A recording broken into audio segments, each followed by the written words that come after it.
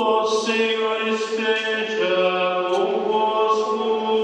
Ele está no meio de nós. Proclamação do Evangelho de Jesus Cristo, segundo João. Glória a vós, Senhor.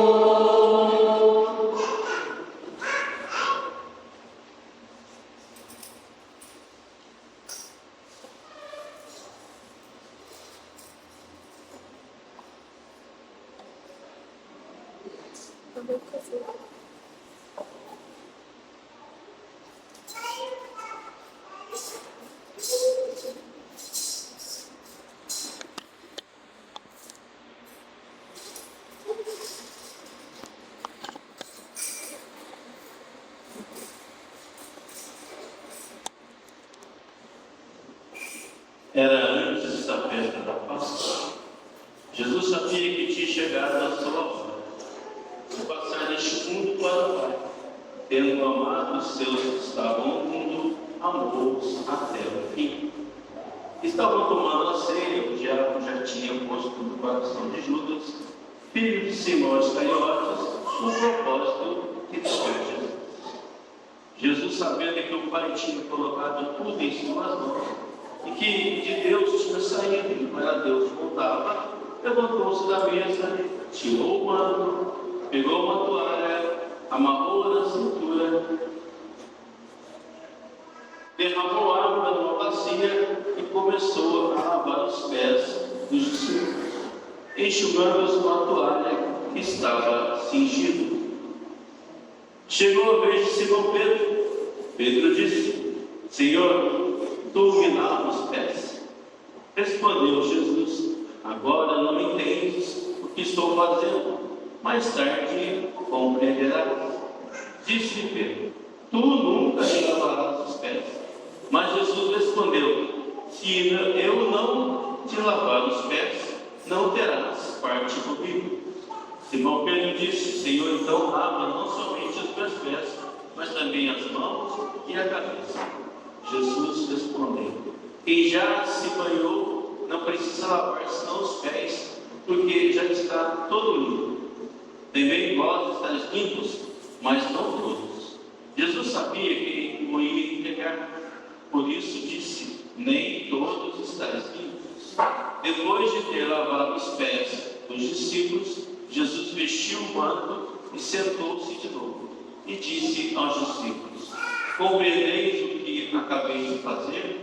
Vós me chamais Mestre e Senhor, e dizeis bem: pois eu sou. Portanto, se eu, o Senhor e Mestre, vos lavei os pés, também vós deveis lavar os pés uns dos outros. Dei-vos o exemplo para que façais a mesma coisa que eu fiz. Palavra da salvação. Glória a vós, Senhor.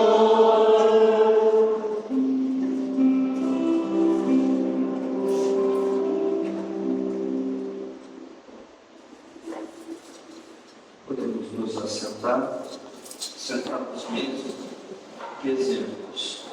Santo anjo do Senhor, Deus zeloso, se a ti me confiou a piedade divina, sempre me rege milagre, governa e ilumina. Amém. A cruz sagrada seja minha luz, não seja o dragão que eu guia. Retira-te, Satanás, nunca me aconselhe coisas vãs. É mal que tu me ofereces, veneno mesmo do teu veneno. Amém. Levanta-se Deus, intercedendo a bem-aventurada sempre Virgem Maria, São Miguel Arcanjo e toda a milícia celeste, que sejam dispersos teus inimigos e fujam todos quantos vos odeiam. Em nome do Pai, do Filho e do Espírito Santo. Amém. Meus queridos e estimados filhos e filhas, gostaria de começar essa reflexão, felizmente ou infelizmente, infelizmente vai depender do ponto de vista, uma certa polêmica. Como assim? Há uns meses atrás, algo assim, foi publicado que o Papa Francisco dizia que a igreja já estava preparada, ou estava no tempo já de fixar uma data para a celebração da Páscoa e não variar de acordo com o ano e de acordo com o calendário lunar, como na tradição judaica. Eu vou explicar melhor, mas gostaria aqui, com todo o respeito e venha ao Santo Padre Papa, afirmar e dizer, de acordo com a minha experiência, com a minha formação, enfim, que a igreja não está preparada para fixar uma data para o Páscoa, porque aquilo que foi dito primeiramente no Antigo Testamento é dito de todas as formas que é uma instituição perpétua. E aí, com Jesus Cristo, nós temos ali uma determinada mudança, mas a tradição permanece. E nós, como cristãos, e também a nossa tradição vindo do judaísmo, nós não podemos simplesmente deixar determinados elementos, porque aquilo que nós falamos como tradição, com T maiúsculo, está acima de qualquer desejo ou vontade nossa e do ser humano, porque foi Deus que quis, foi Deus que quis que fosse dessa forma, e temos muitos sentidos e sinais para que essa tradição continue até a segunda vinda de Jesus, até o momento que tivermos que prestar conta da nossa vida a Deus, e até mesmo aqueles que virão depois de nós. Por quê? A celebração da Páscoa é um marco, não apenas na vida do Antigo Testamento, do povo de Israel, mas também no nosso. E aí, essa tradição deve continuar até, como eu dizia, a segunda vinda de Jesus. Então, para que a gente entenda, a primeira leitura do Êxodo, da primeira leitura tirada do livro do Êxodo, é dito ali que a Páscoa é para poder marcar um tempo novo. Tempo novo no quê? Dentro da tradição do Antigo Testamento, especialmente a libertação de Israel do Egito por Moisés. Moisés que se permitiu guiar por Deus. E aí, esse tempo novo para aquele povo e também para poder chegar até nós nunca podemos esquecer que celebrar a Páscoa, até mesmo nos nossos dias, é celebrar esse tempo novo da graça, tempo novo que o Senhor se permite encontrar, tempo novo que também deve encher o nosso coração de esperança e de confiança no Senhor. E aí, no livro do Êxodo é dito que uma família deveria pegar o cordeiro, e ali no 10º dia, se eu não me engano, e aí no 14º dia daquele tempo novo, porque é o primeiro dos meses que a partir dessa data foi instituída.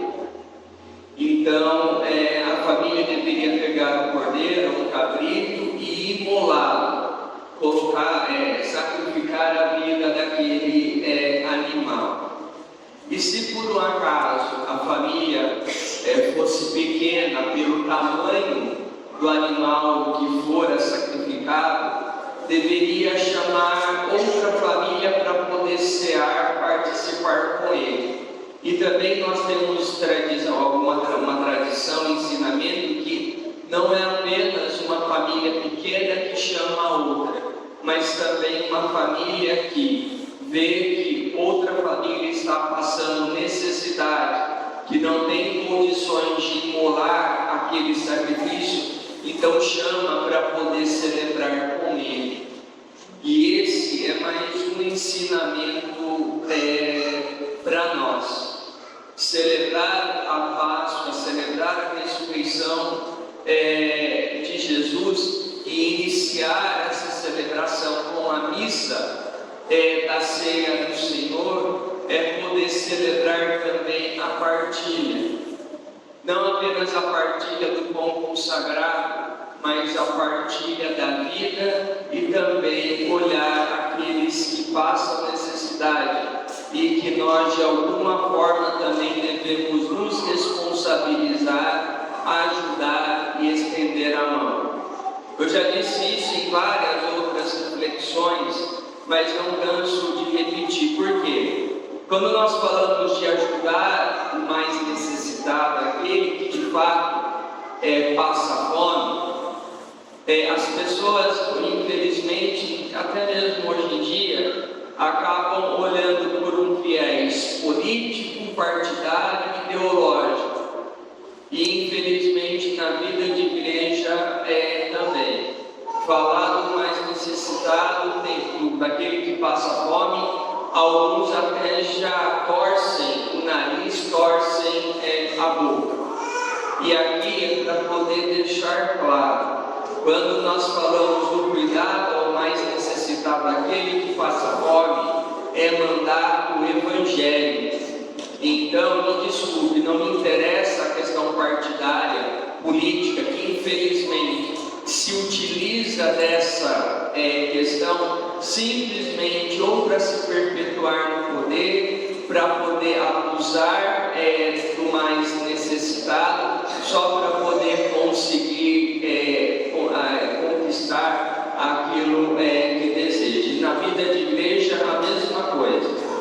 Infelizmente, esse cuidado com aquele que passa fome foi maculado também por conta da teologia da libertação, que tem ali um cuidado com o pobre, mas esquece da vida espiritual. Então também deixemos de lado. E é lembrar que é mandar o Evangelho. Aqui a opção preferencial pelos pobres, nós não podemos permitir que continue sendo usurpada por uma teologia que tem ali seus erros e erros graves e usurpada por questões políticas. Nós devemos deixar essas paixões, entre aspas, de lado e seguir o cuidado e nos responsabilizar. E lembrar que dentro também da tradição bíblica, o próximo não é aquele simplesmente que eu tenho afinidade, mas o próximo é aquele que precisa de mim. E se precisa de mim, a nossa capacidade de estender a mão, de ajudar e ser presença de Deus de alguma forma na vida daquele ou daquela que está precisando de ajuda. Aí não apenas questão material, mas também na vida espiritual e nas dificuldades que possam aparecer no decorrer da vida. E aí, então, é dito que a Páscoa é imolada no 14º, iniciada no 14º dia do primeiro mês. E o primeiro mês aqui é o mês de Nisan, que é o calendário que o povo judeu usa até hoje. E aqui, mais uma vez, quero dar minha reverência, minha vênia e respeito ao povo judeu, porque foi ao povo, como nós rezamos na Sexta-feira Santa, ao qual Deus quis falar em primeiro lugar, que confiou em Deus, e é graças a Ele que nós estamos aqui no dia de hoje, podendo celebrar a Páscoa, podendo celebrar a ressurreição de nosso Senhor Jesus Cristo. E aí, o dia 14 do mês de Nisan, desse primeiro mês, então qual é o significado isso que não se deve alterar. O dia 14 do mês de Nisan é a primeira lua cheia da primavera. Na primavera, porque nós estamos falando do hemisfério norte. E para nós é a primeira lua cheia do outono. E por que eu falo isso? É que o calendário lunar tem a tradição de que um ciclo determinado de lua cheia conta-se os meses e conta-se os anos. E por isso que os judeus ainda utilizam esse calendário, e esse calendário também é da nossa tradição. Por quê? Dizer que a primeira lua cheia da primavera é para poder dizer mais uma vez que um tempo novo se inicia.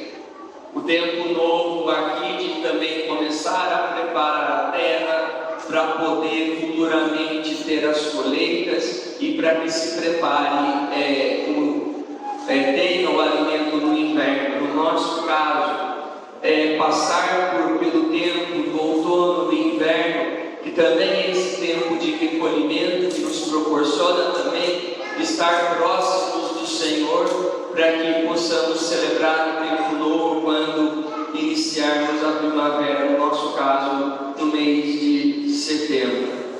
Tudo isso é para poder mostrar que Deus, para poder falar, Deus para poder se fazer entender, Deus para poder se fazer compreender, Ele se utiliza da condição humana, da condição de conhecimento do ser humano, para poder dizer que caminha e que está junto de cada um de nós. Ainda na primeira leitura, é dito que na ceia os rins devem ser cingidos.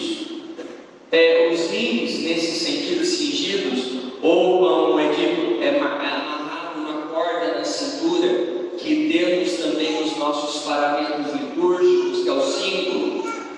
Dizer que os rins estão cingidos significa o quê? Significa que a pessoa está se permitindo guiar, não pelos seus próprios desejos, mas se permitindo guiar pela vontade de Deus, confiando que Deus sempre tem o melhor, abraçando os mandamentos e tendo realmente uma vida com sentido e de um porquê de que nós estamos aqui. E o sangue que marcou as portas no Egito para que o anjo não passasse, é o sangue do Cordeiro agora que marca a porta da nossa vida e do nosso coração, para poder dizer que o mal não tem poder sobre nós, que o pecado não tem a última palavra, que a morte não tem a última palavra.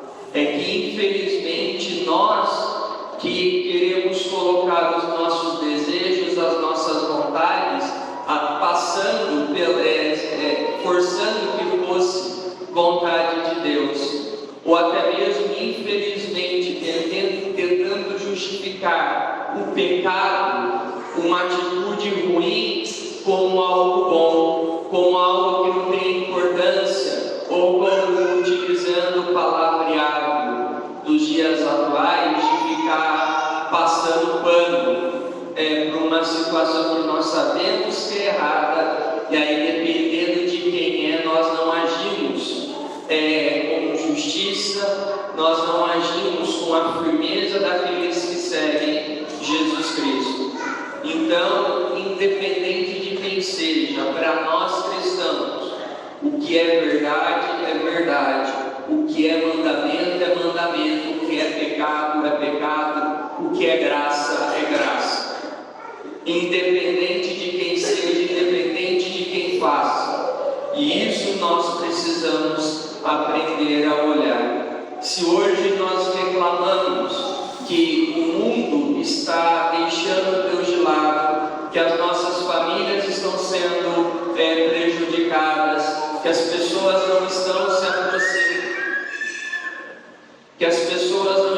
aproximando, de Deus, de quem é A culpa é nossa como cristãos, pela nossa omissão, e desculpe a expressão, pela passação de pano que nós fazemos, dependendo de quem seja, passando até mesmo o pecado como algo bom, ou até mesmo se conformando, dizendo, não tem outro jeito, vai ser assim mesmo. Nós não podemos agir dessa forma.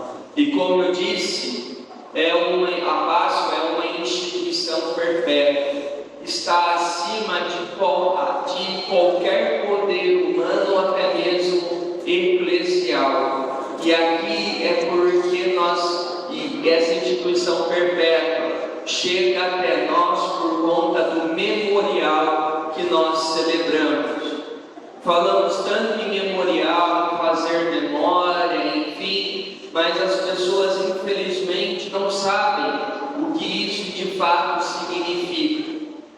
Tanto que na segunda leitura da primeira carta aos Coríntios, é o trecho mais antigo que nós vamos ter nas Sagradas Escrituras, mais antigo até mesmo dos Evangelhos, do que Jesus fez na última ceia, de pegar o pão e dar graças, de pegar o vinho e dar graças, e dizer que isso é meu corpo, e que isso deve ser feito em memória de mim, em memória do Cristo. Então, o que significa memorial? O que significa fazer memória?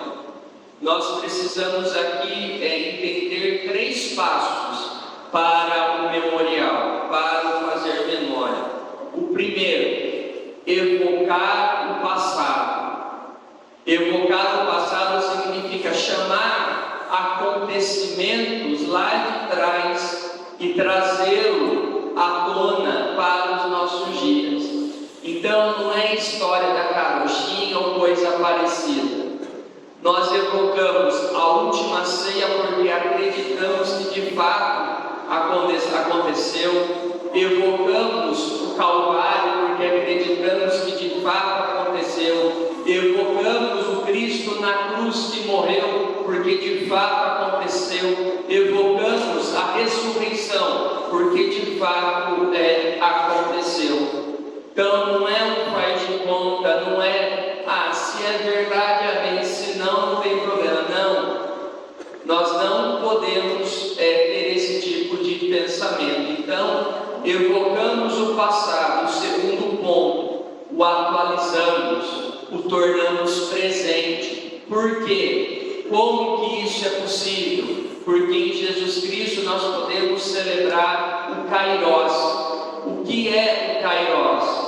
O Kairos é o tempo da graça de Deus, é poder participar da eternidade de Deus, porque como Deus não tem princípio e fim, e o tempo não toca a pessoa de Deus, é por isso que nós podemos atualizar esses acontecimentos. E quando nós atualizamos esses acontecimentos, é como se nós estivéssemos de fato com Jesus e os apóstolos na última ceia. É como se estivéssemos junto de Maria e João, subindo o Calvário até a cruz. É como se estivéssemos ali olhando para o Cristo e os ladrões sendo crucificados.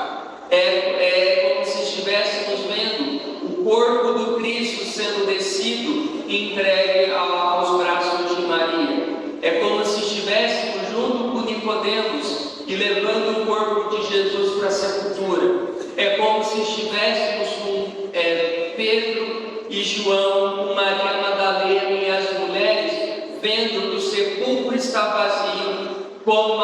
É como se estivéssemos com Maria Madalena, vendo Jesus confundido com o jardineiro. Atualizamos, nós participamos. Então estamos em Jerusalém nesse momento, junto com Cristo. Isso precisa ficar claro, precisa realmente ajudar a nossa caminhada, para que possamos confiar cada vez mais em Deus. E o último, evocar o passado, atualizar, e aqui a esperança. E aqui a esperança no quê? A esperança de que todos esses fatos, esses acontecimentos e essa atualização é para poder nos dar a esperança e a certeza do quê? Que as portas do céu se abriram para nós. Que Deus, que Jesus Cristo nos tornou sagrados novamente aos olhos do Pai. Por isso que somos chamados de filhos e filhas de Deus. E essa esperança é para poder dizer que o fim último não é mais a morte, onde se ficava aquela dúvida do que poderia acontecer ou se existia vida depois da morte. Não. A partir de Jesus Cristo, a esperança de evocar o passado, atualizar, é de que um dia estaremos no céu junto de Jesus. Estaremos no céu junto com os apóstolos. Estaremos no céu junto com todos aqueles que já estão na eternidade. É essa a nossa certeza. Mas lá, Padre, mas o inferno? O inferno é possibilidade. Infelizmente, com as nossas atitudes, nós podemos deixar a certeza do céu de lado e, infelizmente, abraçar a possibilidade do inferno. E aqui não é para pôr medo em ninguém, aqui não é para poder fazer sensacionalismo de nada, mas é para poder entender que, para que nós sejamos acolhidos na eternidade, junto de Deus, porque essa é a nossa esperança, nós precisamos também fazer a nossa parte, abraçar a salvação, acolher de fato o dom da salvação. E como que nós então acolhemos esse dom? A resposta está no Evangelho da celebração do dia de hoje, tirada do livro de João.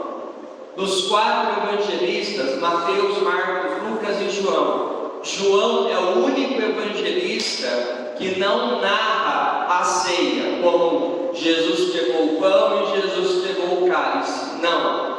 João substitui essa narrativa para o gesto do lava-pés, que seria o ensinamento para nós do que de fato é participar da ceia, que de fato é participar da Santíssima Eucaristia.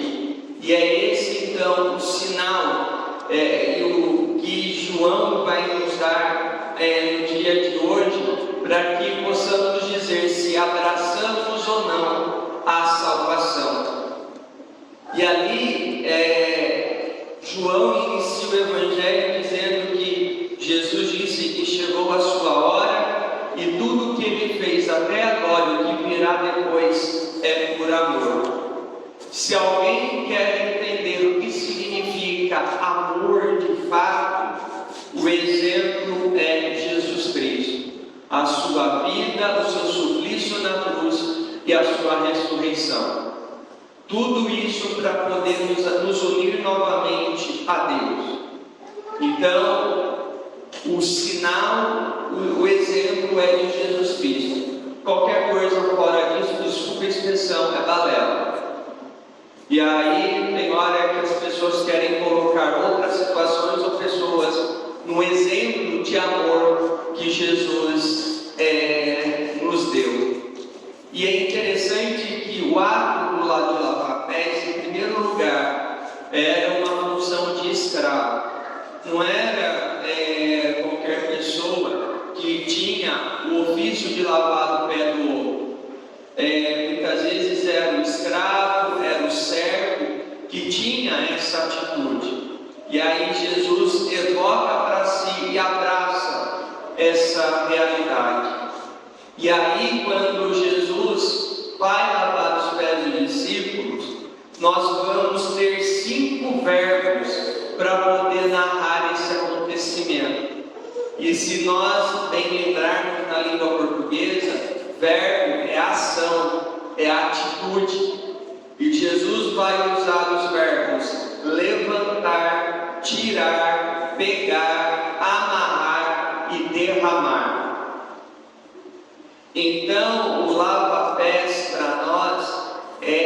atitude daquele ou daquela que segue Jesus Cristo, que segue o exemplo do amor de Deus. E aí, quando nós falamos do lava-pés, é Jesus que toma a iniciativa, Jesus que dá esse primeiro passo.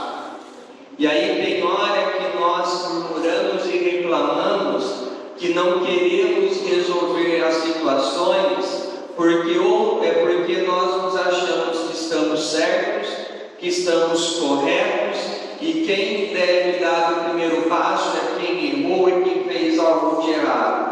E Jesus vem mostrar que o caminho não é esse.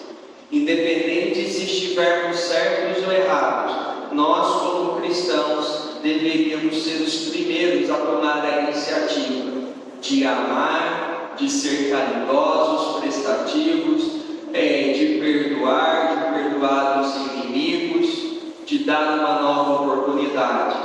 Padre, eu tomei a iniciativa, a pessoa esbravejou comigo e disse que não quer mesmo saber de conversa. Paciência, não pese mais no seu coração, fique em paz porque a sua parte você fez. Agora reze para que o outro caia em si, tenha humildade e aí volte à comunhão e que dê o primeiro passo. Isso também precisa ficar claro para nós. Jesus, então, quando ele fala, repreende Pedro, dizendo que ele deve lavar os pés para que tenham parte com ele, para poder mostrar que a comunhão deles com o Mestre, e aí para poder dizer que eles também devem seguir o mesmo exemplo. E Jesus, quando termina o ato de lavar os pés, ele não tira o avental. Ele não tira o avental, coloca o manto novamente e começa a dizer, e aqui é um dos ensinamentos mais profundos de Deus por nós, que é o serviço, que é a doação, que é a colaboração na vida de comunidade, na vida de paróquia, na nossa família, aonde nós estivermos.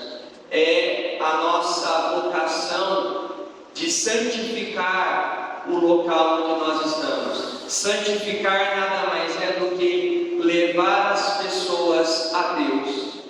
E se nós não estamos fazendo isso, independente da atitude dos outros, independente do que os outros façam ou deixam de fazer, nós precisamos realmente ter a consciência tranquila de que a nossa parte nós estamos fazendo.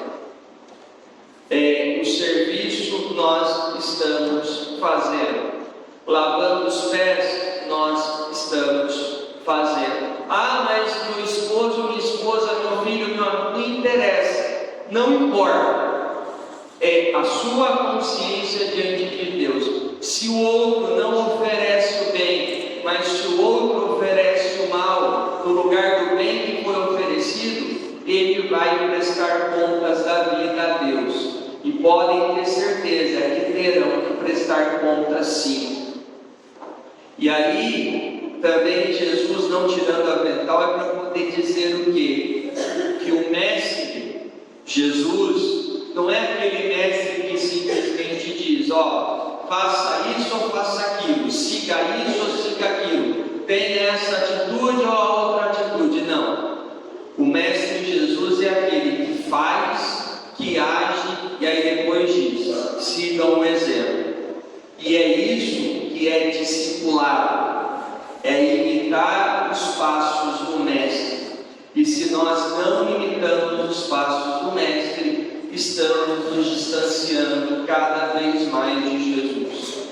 E para poder seguir os passos do Mestre, é necessária a participação da Eucaristia, da confissão, meditação da Palavra de Deus, vida de oração e comprometimento de fazer aquilo que é certo aos olhos de Deus. Mas não vou concordar. Não falar mal de mim. Paciência, deixa que fale, deixe E aí hoje, nesta celebração, de tudo isso que eu falei, do lavar os pés ao mandamento do amor, de realmente amar uns aos outros ao exemplo do Cristo, não o nosso. Porque se a gente vai amar de acordo com a nossa medida, nós vamos ser injustos.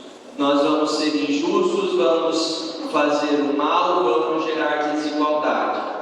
Por conta de afinidades, enfim, não. O exemplo é do Mestre. Lembrando que Jesus lavou o pé de todos. Judas ainda estava nesse momento. Pedro estava nesse momento. Judas quem o traiu, Pedro quem o negou. Os outros apóstolos, exceto João, o abandonaram no momento em que ele mais precisava. Mas mesmo assim o fez e deu o exemplo. Então não venham murmurar, não venham reclamar, não venham mimimi. Porque é difícil, porque é isso, porque é aquilo. Não, tudo isso é desculpa esfarrapada de quem não quer se comprometer de fato com Jesus. Isso é desculpa esfarrapada de quem quer colocar a sua vontade à frente da vontade de Jesus. Desculpa a expressão, mas não tem outra melhor para poder exemplificar isso. E o mimimi que eu falo, podem errar, podem falar à vontade, que somos retrógrados, que não nos atualizamos à modernidade ou algo do gênero. Não.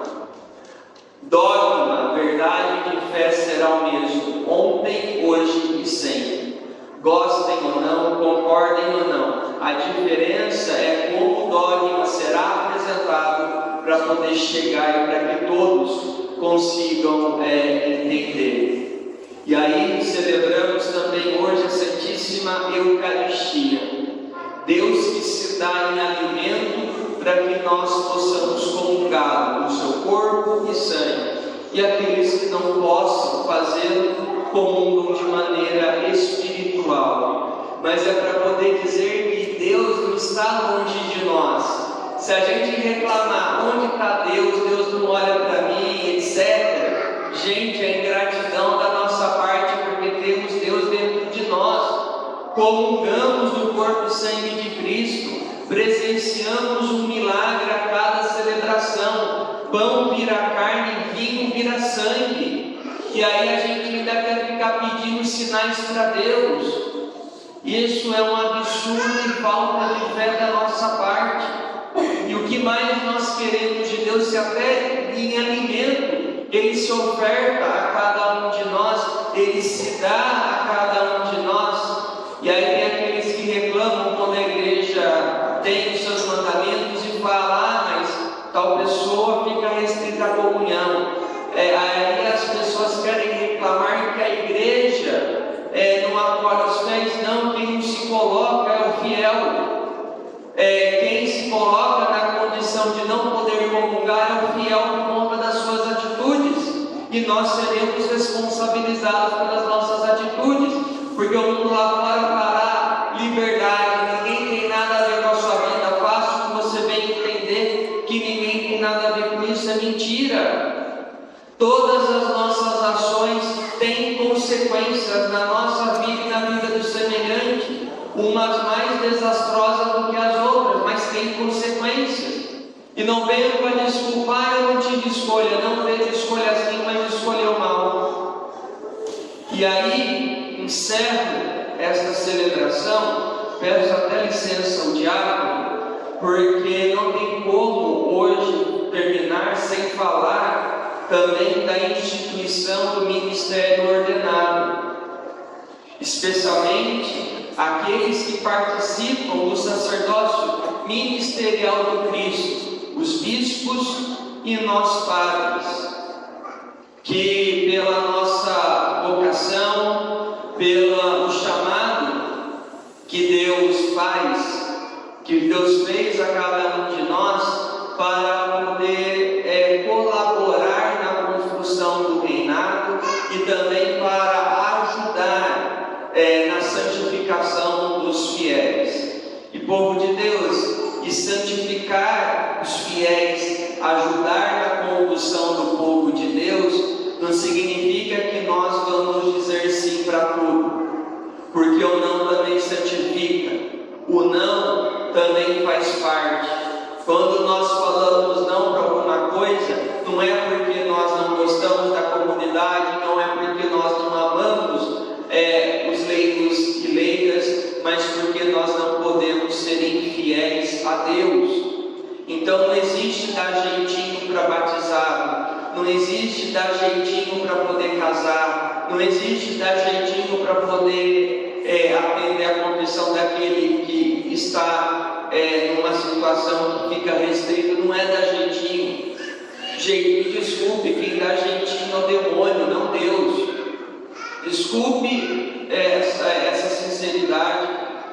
Então, e aí o que acontece? Quando nós, ministros ordenados, temos que ser firmes em algumas situações, aí levantam falso testemunho contra nós, denigrem a nossa imagem, falam coisas que não sabem da nossa vida, falam dos nossos problemas que ouviram de alguém, mas não sabem se é verdade ou não sabem se aconteceu ou não, mas simplesmente porque o padre falou não para mim, simplesmente porque o padre não agiu como eu gostaria.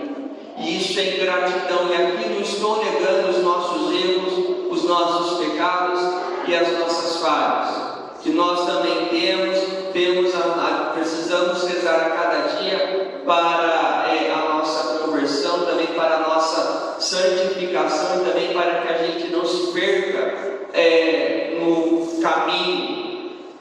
Então, eu vejo, por exemplo, padres que se dedicam, mas se dedicam de corpo e alma à comunidade, sacrificam até a sua própria saúde em prol da comunidade. Aí, quando acontece alguma coisa para esse padre, ainda a comunidade fala mal, a comunidade ainda reclama ou dá graças a Deus que o padre ficou doente, que o padre foi afastado ou porque o padre foi transferido. Aqui, como eu disse, não estou negando os nossos erros, as nossas falhas, mas se os leigos e leigas erram, nós também erramos. Se os leigos e leigas precisam de conversão, nós também precisamos de conversão. Então, rezem por nós, rezem pela nossa santificação, e assim, povo de Deus, pelo menos eu falo de minha parte, eu não vou trair a minha consciência e jamais vou me esforçar, melhor dizendo, para não trair aquilo que eu prometi no dia da minha ordenação a Deus. Nós padres prometemos a Deus, e não para poder agradar as pessoas, não para poder agradar quem quer que seja. Então, que tenhamos essa ciência. E encerrando, também quero ofertar esta Eucaristia aos meus irmãos de ministério que passam alguma necessidade no dia de hoje. Rezo e rogo por aqueles que estão doentes, aqueles que por motivos não estão podendo celebrar essa Semana Santa, aqueles que estão prestes a cometer qualquer tipo de erro nesse momento. Rogo por cada um desses meus irmãos, para que Deus chegue no coração, para que não se sintam abandonados e que se sintam cuidados por Deus e pelas comunidades, porque a nossa vocação é resposta do povo que reza. Então, que Deus realmente nos ajude, que sejamos fiéis a Ele, e que nesta Santíssima Eucaristia, dando início ao trigo pascal, possamos nos esforçar em nos aproximar cada vez mais de nosso Senhor, e que possamos ser cada vez mais semelhantes a Ele. No instante de silêncio, meditemos ainda sobre a palavra de Deus, e que ela dê seus frutos na vida de cada um de nós. Louvado seja nosso Senhor Jesus Cristo. Para sempre.